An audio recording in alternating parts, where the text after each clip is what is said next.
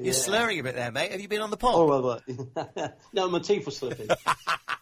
Well, all two of them? Yeah, both of them, yeah. Brilliant. This is Referee's World with Darren Cullum and Richard Mellin. Hello again, and welcome to the Referee's World podcast, which offers education and training for referees of all levels. You can listen to a new episode of the podcast every Friday from 5 p.m. My name's Darren Cullum, and I'm a Level 5 referee affiliated with Somerset FA. And this is PGMOL Observer and South West Hall Observer Coordinator, Richard Mellin. Rich, as always, a pleasure to be in your company. But the trouble is, we're not in each other's company as such. We're virtual once again. Yeah, virtual. I'm sat here in front of the laptop and talking to you on the podcast, and I've realised only a week or so from the clocks going forward and the night's getting brighter. So just to give a sense of day and time, the date is the 16th of March. It's now about 7:30 in the evening, and it has been a beautiful evening. I'm based in Taunton, in Somerset, and Rich is based in Bridgewater. Now, we're both respectively doing it from home. I'm not in the studio like I normally would be tonight, so please, apologies now accepted if any of my kids come running in halfway through the recording to say, "Good night, Daddy," or to hurl some abuse at me, because that is very likely to happen. Well, I'll hurl the abuse, Dan. Of course you will.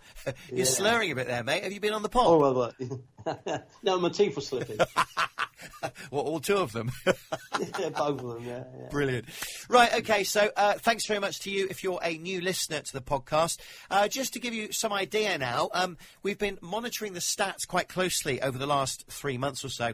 And at the moment, we're managing to get around 200 or 300 a day people logging on, downloading and listening to the podcast. So we'd just like to say a big thank you. The stats are provided to us by Google FeedBurner, so we've got no reason to disbelieve what they're telling us, and I think that's a fairly good result since we relaunched back in October last year. Yeah, that's cool. I like that. As we've already said, the idea of this podcast, compared to other podcasts in the market, is that we like to offer education and training as opposed to perhaps discussing incidents which have happened on the TV the week before, or particularly any other games of a high-profile nature. And with that in mind, that doesn't mean to say we're sort of knocking what the other guys do. We're just offering something different, Rich. What we want to do is to sort of go back to basics here. And obviously, we're a couple of weeks away from certain restrictions being lifted, allowing us to get back into grassroots football. So what we thought we'd do is, as I've said, go back to basics, and let's start talking about some of the things that we're going to need to take out onto the field of play if we are going to be going out to play football in a few weeks' time, Rich. Yeah, as regards taking stuff out onto the field of play, I think everybody's familiar with that, aren't they? We keep it in a little box, put it in our bag. But the important things to take out on the field of play, for me, ready for the restart, is pre-match instructions. It's been quite a while since we've delivered pre-match instructions to an assistant referee or club assistant referee. And so consequently, I think we should cover that angle. OK, so you being the observer, me being the referee that is applying for promotion. Should we go with club linesman as opposed to neutral? And I'll be the referee friend. OK, friend.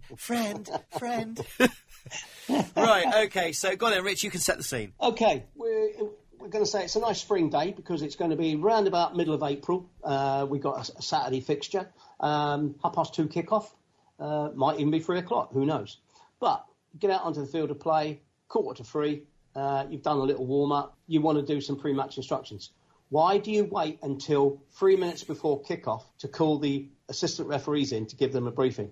Why not do it at about 10 to 3 when it's a little bit more calmer, a bit more casual, and you can call them in and just ask, say, hey guys, who's running the line today? So, you get someone, yeah, I'll do it, and then you walk across the other side of the field of play. You're basically introducing yourself without actually saying, hi, I'm Richard Mellin, type of thing. I was going to say, it's a really good icebreaker. I tend to do what you've just described at around 2:45, 10 to 3.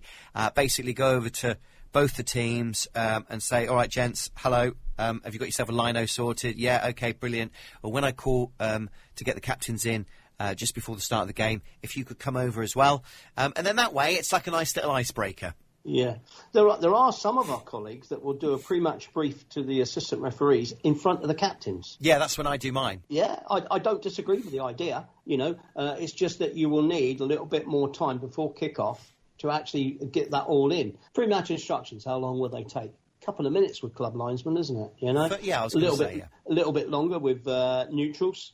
Probably about 8 minutes is the recommended time for the neutral assistant referees. But club assistant referees, how much do they actually need? What do you need to tell them? How do you need to keep the game in control but by 3 people? With you making the ultimate decision as referee. So if I was going to be in this situation, should we go through the process? I was going to say, would you like to use me as your assistant referee, club assistant referee, and tell me what you want from me on this occasion? Bit of role play then, Rich. Yes, please. Yeah. Yeah. Are you going to be fit enough to keep up with my level of pace? Don't go there. It's true. It's true, but you didn't have to say it. With your false teeth that are rattling around. Yeah. Okay, so timing-wise, I would be looking at around sort of 5 to 3, 4 minutes to 3. I would go to the centre circle. I'd have the match ball with me, which I would have already sourced anyway. And then I'll blow my whistle and call the captains, and I'll shout, "Captains to the centre circle, please, and could you please bring your linos?" Can I ask one question? Yeah. Why would you blow the whistle and then say captains? Doesn't blowing the whistle call the captains? Well, I tend to blow the whistle and then just shout it as well because, and obviously I'm shouting to bring your linos with you, even though I've already told them. Some people do have a very short attention span, myself included. Yeah, definitely. So I'm just reiterating what I've already discussed with them sort of 5-10 minutes previous. Yeah, what I'd like our listeners to understand here, that it's a pre-match that suits the individual, you, the referee, whoever that referee is that's listening on this podcast. So we're going to talk about Darren's way of how he does his pre-match instructions, when he does it and when he delivers it, etc., etc. But everybody will have their own little way of dealing with it. And, it's about exploring the best situation for each referee. Okay, so the 4 guys are here in the centre circle. I'm just painting the picture now. So what I would do is I would say, "Good afternoon, gents. My name's Darren. Thanks very much for offering your services today, so to speak, on the line." Then we do the elbow, that kind of thing. So obviously not allowed to shake hands, blah, blah, so on and so forth. So what I would do, first of all, is say, "Look, gents, before we do the toss, I'd just like to speak to my 2 assistant referees so that we're all singing from the same hymn sheet, so to speak." And I would then say to them, "Look, we are on a local Parks game football here. I don't want to be too intense with this. So all I'm going to ask you for is to give me ins and outs, okay? Run down the line, give me the offsides with your offsides. Please wait until you're absolutely sure. I would much rather have a 2-second, 3-second at the most delay, but a correct flag as opposed to a flag going up before I've even blown the whistle." I would also say to them, when you do put your flag up, whether it be for a throw-in or whether you put it up for an offside decision, put your flag up and hold it up. If you don't hold it up, then I may not see it, because some people that are not experienced enough often have this tendency to sort of just feebly put the flag up and then put it down again. And to me, I won't know if that is a decision you're calling. I would also ask for the corners. With the offsides, I will run with it as much as I can, just so that I can just make sure that we're both agreeing with the same decision.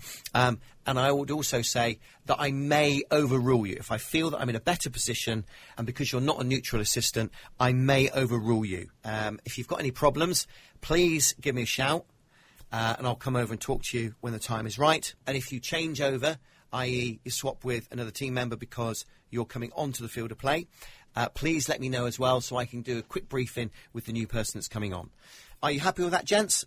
Yes, I am. Thank you very much. Have a good game. If you could take your positions, and then I would do the bit with the captains. Okay, that's quite a simple way of delivering pre-match instructions. That was quite difficult actually, because normally, because I'm sat in here wearing my pajama bottoms and a t-shirt, right, and the environment is very different. So I had to think about how I was doing that, but effectively that's the kind of visualise what you do on the field of play. Yeah. But effectively that's kind of the route that I would take. Well, the thing I would like to say is visualise what you do on the field of play for something as simple as delivering pre-match instructions. Visualise what you think you look like when you're delivering a sanction or admonishment. Visualize a lot of stuff, before you get out onto the field of play. Think about how it looks. Delivering a situation is important for the profile of the individual referee. I've just remembered as well, I've forgotten to add into that what else I would say. Darren, we've kicked off. Oh, right. Okay. Yeah, okay. It's too late. It's 2 minutes past 3. Unlucky. Good point. Yeah. It's what would you normally do? Do you carry a card, Darren, when you deliver your pre-match instructions? I would do if I was with neutral referees. With club linesmen, no, because my specifics are not as specific, because the majority of club linesmen probably wouldn't have had the experience as a referee. So I don't want to overcomplicate it, because if you do that, a lot of them, in some scenarios, are hungover from the night before anyway, because you can smell the alcohol in their breath. Some of them are just doing it because they have to, because there's nobody else there, and blatantly their body language suggests that they're not interested in doing it at all. So I just don't see the point in giving them too much to sort of fester about.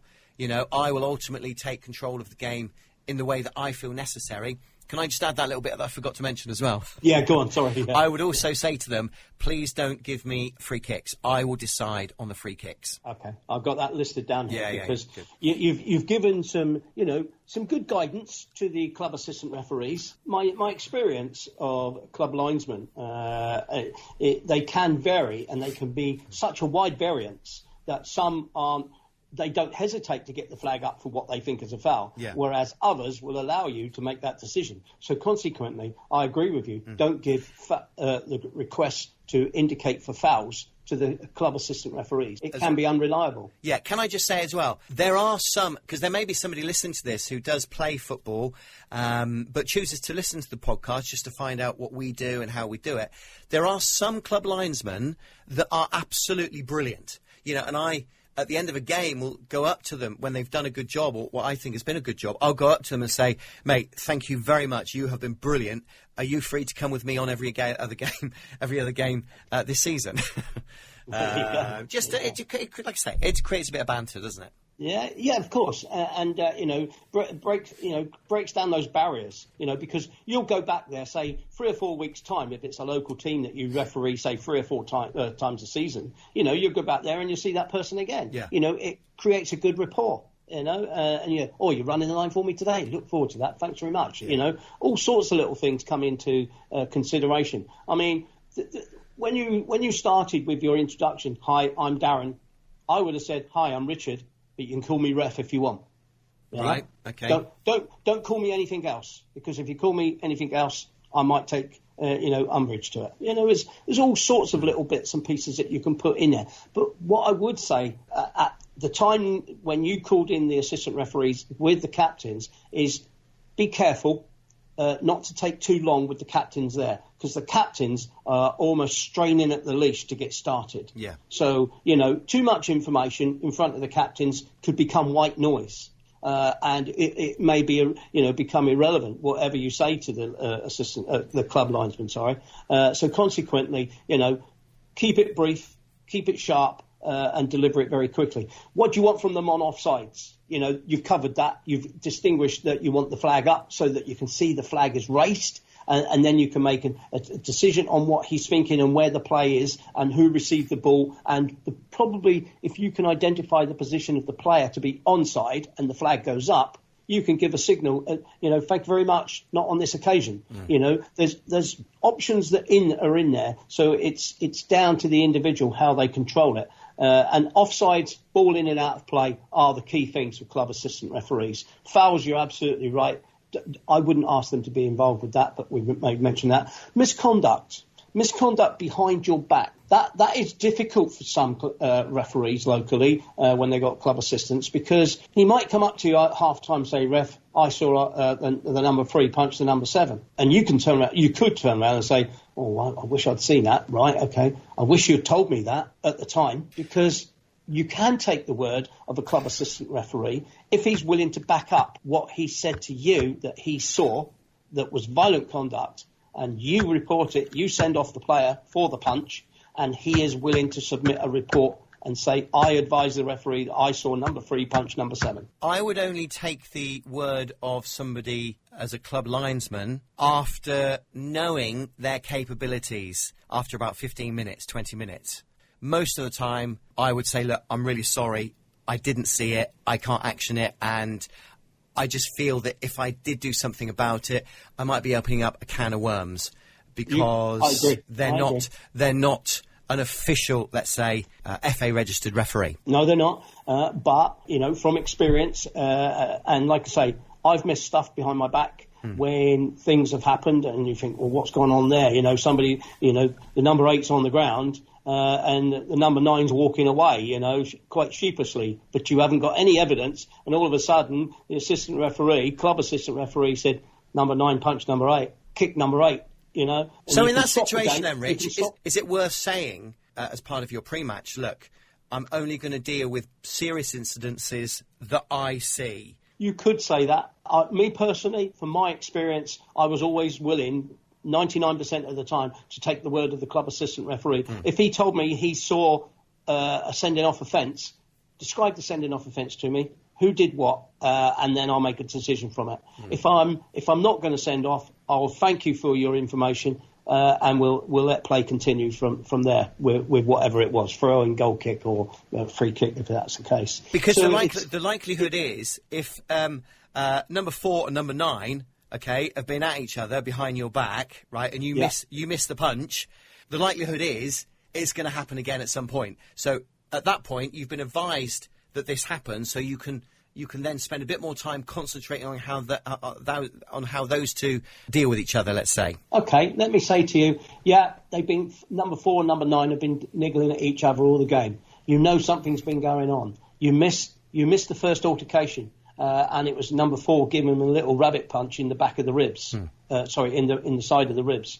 And then, whilst you missed that, and you didn't take any action, a couple of minutes later, number 9 really lets the number 4 have a bad tackle and serious foul play, and you send him off. The balance is then non-existent. There is no balance to that, because referee, why didn't you take action when this club assistant referee gave you the information of what number 4 did?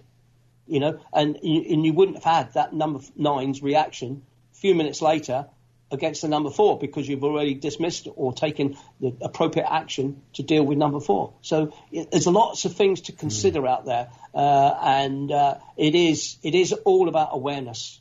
Like I say, it's a challenge, we know, refereeing, but it's such an enjoyable challenge. So just going back to my pre-match then, is there anything else that you would like to highlight? No.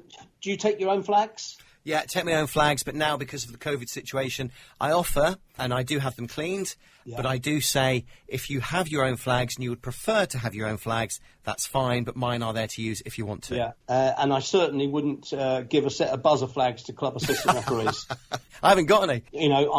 We've all got to learn how to use buzzer flags as registered, qualified referees, let alone give them to a club assistant. He'll think it a nice little toy and he'll start hacking it, around on the ground, and that ain't no good. That's a £250 set of flags damaged. Just give them a nice cheap set to do the job. Present them in a nice clean manner. Yeah. That would be my recommendation. Anything else I've missed? Anything else you want to highlight? No, not on this occasion. Do you talk about position for corner kicks? Not to a club assistant referee, no. Okay. Do you talk about position to indicate offside?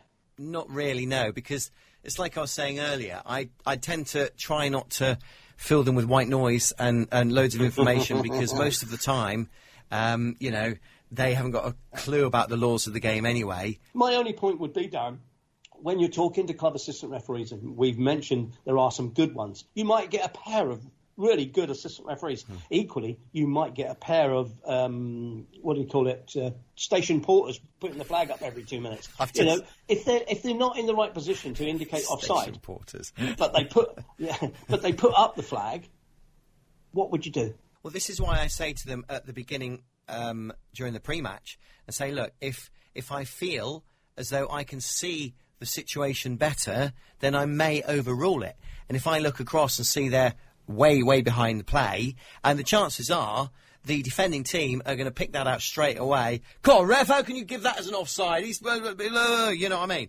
Okay, let's break it down. Who's responsible for decision making on the field of play? Me. Okay. Who's responsible for indicating offside? The assistant referee. Is that your doorbell going? No, not my doorbell. The assistant referee, technically, but in a game at local level with club assistant referees, I think I would put my hand up and say I would be the person that ultimately gives the decision or not. Oh, you are really going to put yourself in a cul-de-sac if you're not careful, because we've got a very, very busy game. Division 1, Division 2, top of the table, near the end of the season. They're both challenging each other in a strong way. It's not overly aggressive, but you've got assistant referees who know what they want to do to get a result.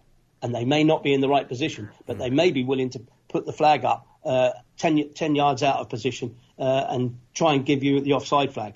What can you do to stop that? What will you do as regards the decision? Because everybody will be influenced by the assistant referee putting that flag up, whether he's right or wrong. And if he's 10 yards out of position, I'll tell you, I think he's wrong. That would be my guess. So it presents you a challenge which you are trying to control offsides as a referee. Very, very difficult. And I would say avoid that, because you're not there to be in line for offsides at one end and then 10 seconds later in line with offsides at the other end. Impossible. OK, mate.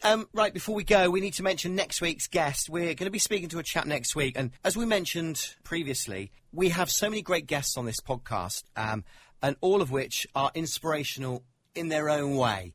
And next week's guest, or the next episode's guest, is truly an inspiration when you consider his background, what he's been through, and where he is now, without giving away too much, Rich. Yeah, I'd dearly love to give away loads of background. Save it till next week. I met our guest that's coming on next week. I met him 2-3 weeks ago when I invited myself to the West Devon RA meeting online. You're such a gate crasher, aren't you?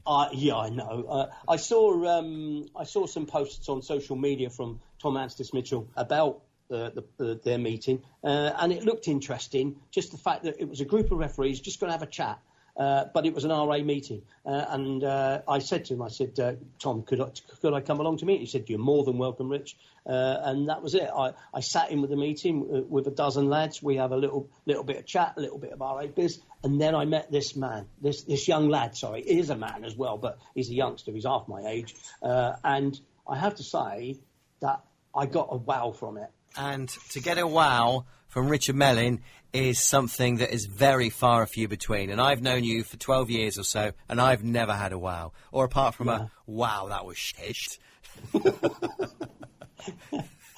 I might have done that, Darren. I can't remember.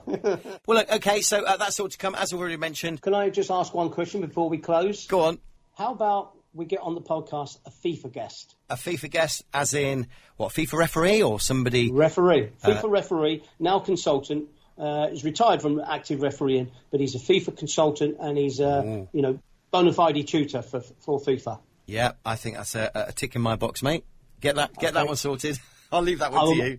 Yeah, I'll make the approach and we'll see if we can get him on in a couple of weeks' time. And indeed, if you are listening at the moment and you think, well, actually, I'd like to be a guest on the Referees World podcast, we are always looking for guests. We are always looking for inspirational speakers. It may be that you know somebody that is worthy of coming on to tell their story. Then it doesn't matter what level of referee you are, how good you are as a referee or how bad you are. We would just love to talk to you because we can all learn from each other's experiences here on the Referees World podcast. The download is complete. This is Referees World with Darren Cullum and Richard Mellin.